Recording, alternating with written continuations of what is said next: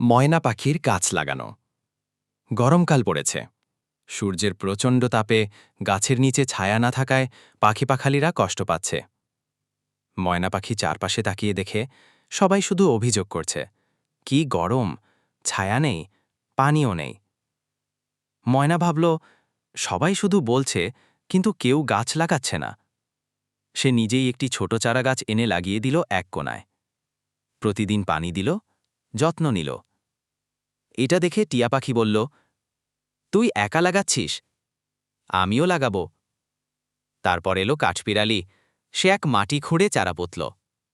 ভাল্লুক বলল, বাহ, এটা তো দারুণ কাজ, আমি একটা বড় ফলের গাছ লাগাবো। দিন যায়, মাস যায়।